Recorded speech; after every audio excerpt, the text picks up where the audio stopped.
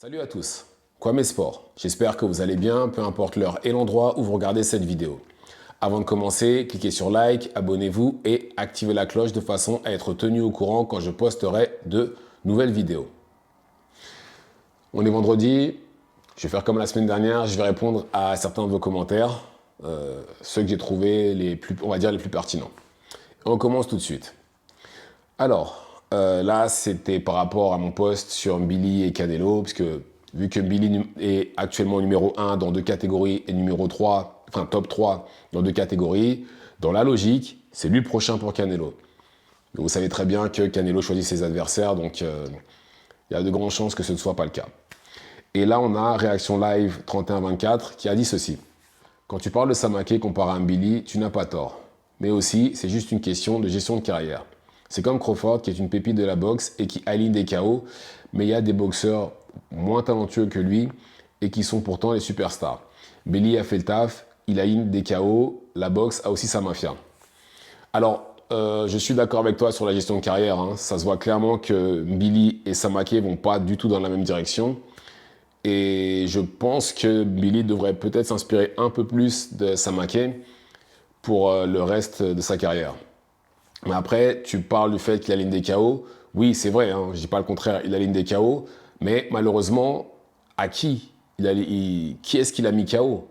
Il y a ça aussi qui rentre en compte. C'est pas, si c'était juste mettre des KO, il y en aurait plein qui seraient déjà champions. Ça se limitait que à ça. Il faut mettre des KO aux grands noms, il faut dominer des grands noms. Malheureusement, il ne l'a pas encore fait. Et c'est pour ça que je dis et que je répète encore une fois, pour que Canelo regarde dans sa direction, il faut qu'il prenne quelqu'un comme Plant, Munguia, Berlanga, Pacheco, quelqu'un justement qui est soit plus connu que lui, ou soit quelqu'un comme Pacheco qui est à peu près qui a le même statut que lui et qui est dans la même situation que lui. Donc je pense que voilà, c'est nécessaire pour Billy. Et après, et à mon avis, s'il bat une de ces personnes-là et qu'en plus il domine ou qu'il met KO une de ces personnes-là, c'est sûr que Canelo le prendra. Sûr et certain. Suivant. Là, c'est par rapport à l'UFC Paris. Et bon, nous parla tantôt, 97, a dit ceci. Cette édition n'a pas été faite pour faire briller tous les locaux, bien au contraire. Joussé, Gomis, par exemple, c'était des gros clients en face, surtout Gomis. Joussé, il me semble pas avoir vu le combat. J'ai aucun souvenir, je me souviens pas avoir regardé son combat. Mais Gomis, alors, déjà tout court pour remettre les choses dans leur contexte. Quand l'UFC se déplace dans un pays ou dans une ville, quand c'est pas une carte numérotée, bien entendu, hein, très souvent c'est pour faire briller les locaux. Dans la plupart des cas, c'est fait pour ça. Et là, en l'occurrence, pour moi, j'estime que Gomis a perdu. J'en ai parlé avec d'autres personnes qui sont d'accord avec moi. Je pense qu'il a perdu. Et c'est pour ça que je dis que Gomis a eu un cadeau. Il a eu un gros client, je ne dis pas le contraire. Mais j'estime qu'il a perdu et je ne suis pas le seul à le penser. Pour regarder dans les forums, regardez posez la question autour de vous. Parlez entre vous, je vous garantis que je ne suis pas le seul à le penser. Alors, dans ma tête, puisque je n'ai pas regardé les combats depuis, hein, je sais que Gomis a gagné sur le troisième round. Par contre, il a perdu les deux premiers dans ma tête. Et de toutes les façons, c'était une décision split.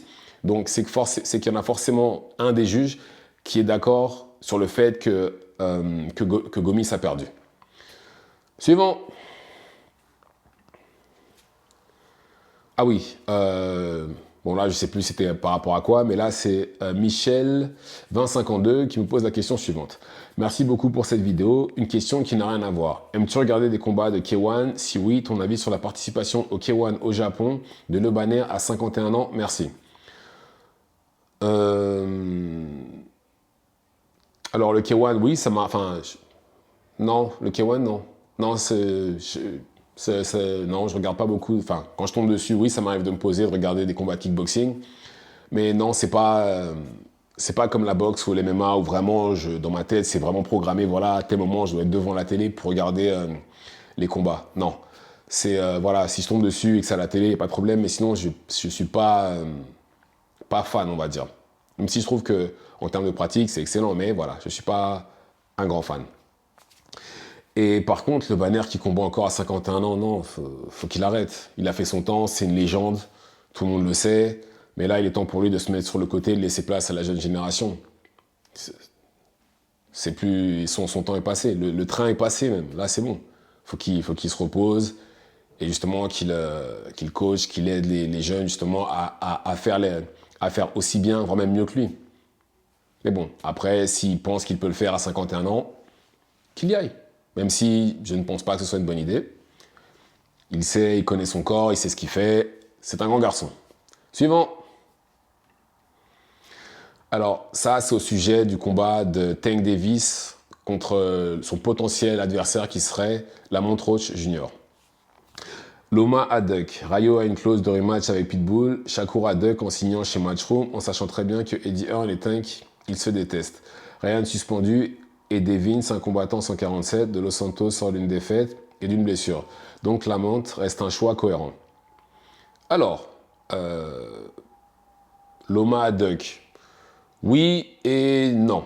Parce que Prime Loma, et il y a les vidéos sur YouTube, tu peux vérifier, quand on posait la question à Floyd Mayweather, à Leonard Ellerby et à Tank lui-même, à chaque fois il disait oui, moi je fais mon chemin, j'ai pas besoin de lui, etc. Bref, il a duck jusqu'à pendant au moins 7 ans. Parce qu'il faut pas oublier que Tank est devenu champion, je crois, en 2017-2016, un truc dans ce genre-là. Et désolé, mais il aurait très bien. Normalement, le but, c'est quand on devient champion, il faut unifier derrière. On défend un petit peu, une, deux fois peut-être, ou j'en sais rien, mais il faut unifier derrière, avec un autre combattant. Il a même juste jamais unifié tout court. Et c'est vérifiable, vous pouvez regarder, il a jamais été champion unifié. Et là, comme par hasard, après la guerre, après le Covid, etc., maintenant que Loma, clairement, n'est plus celui qu'il était avant, il veut l'affronter. Même si, et pourtant ça reste un combat que je vois, hein. Je ne vais pas mentir, hein. Ça reste un combat que je vois, mais c'est plus Loma d'avant la pandémie. C'est plus Loma là, c'est plus le même du tout. Et c'est vraiment dommage, c'est dommage. Et ensuite, en ce qui concerne Rayo, alors les deux sont signés chez PBC. Et tu peux, et il y a une technique, et il y a possibilité justement de faire en sorte qu'un adversaire potentiel puisse se mettre sur le côté, il faut juste le payer. Et il y a moyen d'avoir le combat. Donc non, Rayo, et en plus Rayo a clairement dit que lui, il voulait combattre, mais à partir de janvier, il n'est pas disponible, et là, pas tout de suite, il a dit qu'il ne combattrait plus pour 2024. Donc non, pour moi, il n'a pas duck. Je pense qu'il y a sûrement autre chose. Pour moi, dans cette situation-là, il n'y a pas de duck, je ne comprends pas en fait. Ensuite, Shakur a duck en signant chez Matchroom, en sachant très bien que Eddie Hearn et Tank se détestent. Il a signé pour un combat chez Matchroom.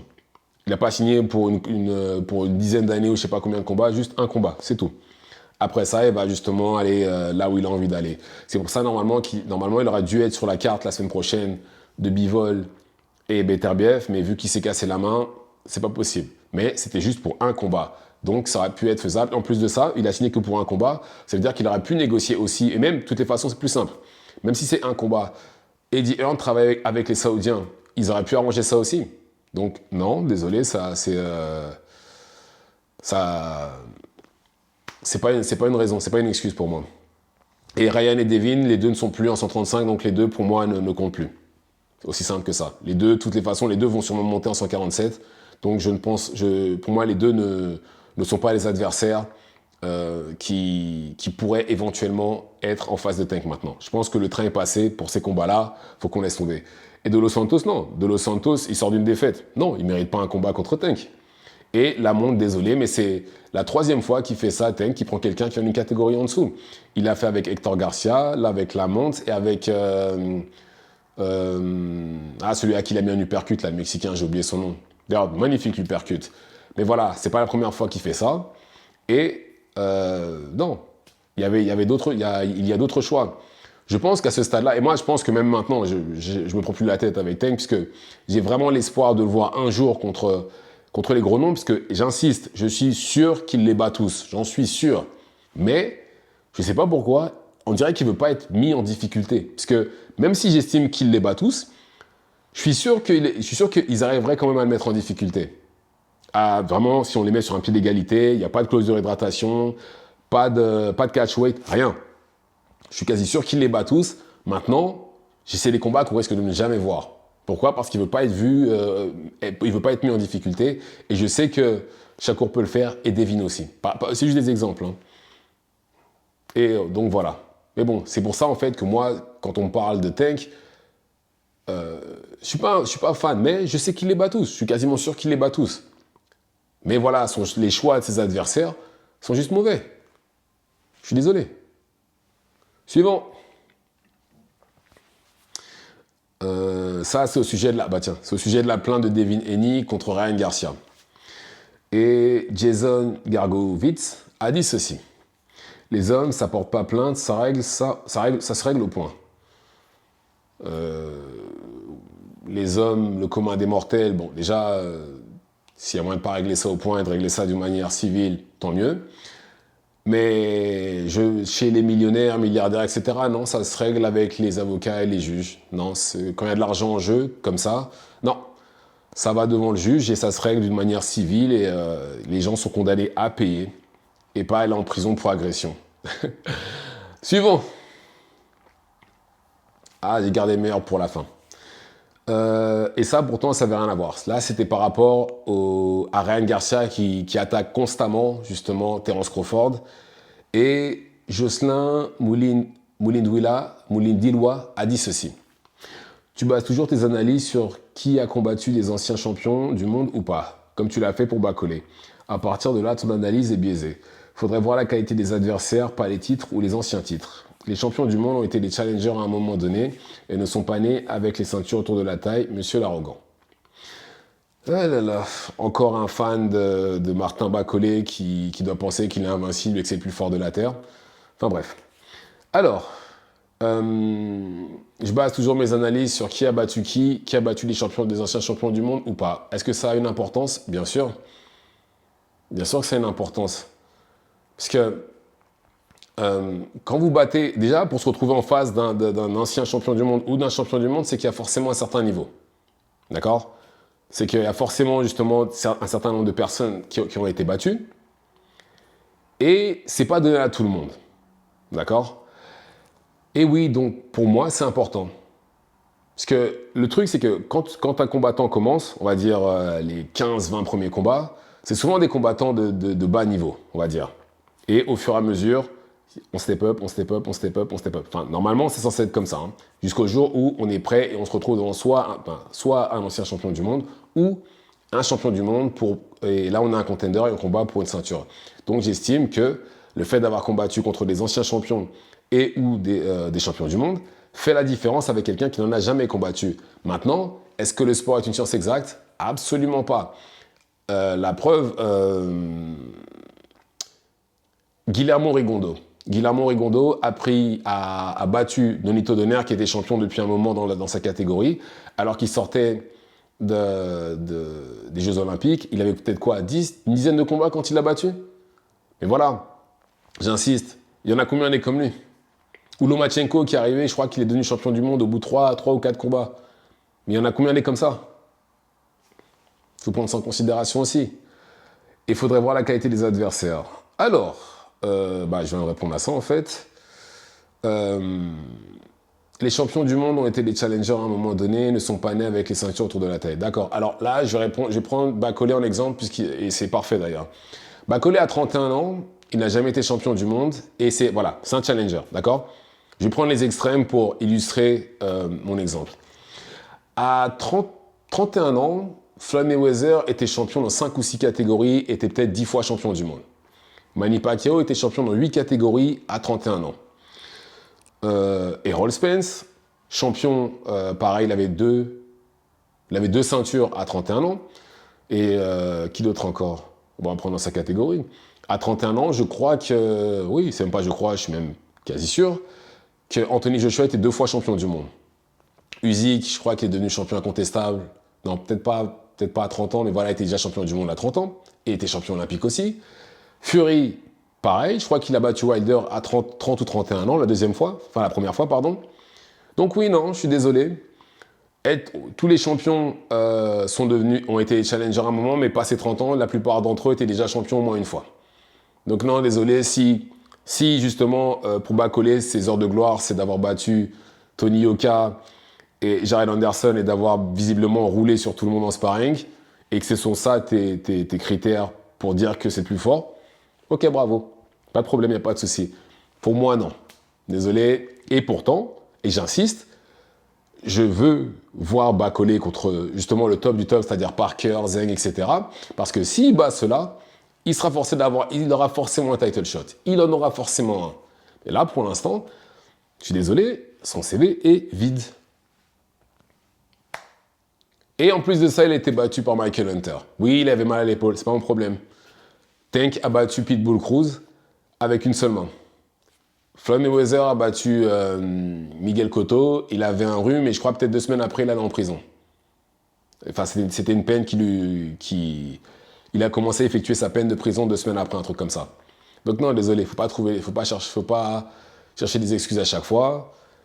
Et pourtant, Bacolé, j'insiste, il va faire de grandes choses s'il continue comme ça. S'il fait les choses bien, il va faire de grandes choses. Là, tout de suite, maintenant, non. Tout de suite, maintenant, non, il n'a pas... C'est comme là, oui, qui est-ce qui devrait affronter Dubois? Alors, il a le choix entre Fury, qui pourrait lui rapporter de l'argent, la notoriété, etc., ou Usyk, qui pourrait lui rapporter argent, plus le statut de champion incontestable, ce qui serait juste énorme. Mais non, non, non, non, non, faut qu'il choisisse Bacolé pour des raisons X ou Y. Ça se trouve, Bacolé va le battre, mais pourquoi il irait choisir Bacolé? Alors avec toutes les opportunités que les autres pourraient lui apporter. Et en ce qui concerne Ryan et Crawford, alors Ryan n'a jamais combattu en 154, ça voudrait dire qu'il devrait monter de 2 catégories. Défensivement, Ryan, c'est pas ça. Et en plus de ça, par contre, tu ne mentionnes pas ça. Et j'ai dit que Ryan, c'est surtout sa main gauche, son arme. Si vous désamorcez sa main gauche, vous le battez. Ça, il faudra dû le mentionner aussi. Mais bon, en tout cas, voilà.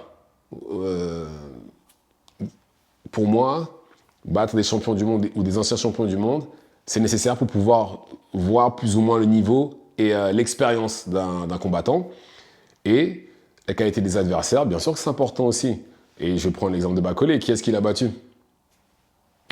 Et sous les feux des projecteurs, hein. Pas à l'entraînement. Vraiment sous le feu des projecteurs, devant tout le monde. Donc voilà. Bah, j'espère que cette édition-là vous a plu. Enfin, je vais essayer de faire ça toutes les semaines. Dites-moi ce que vous en avez pensé dans les commentaires. Et c'est tout pour moi.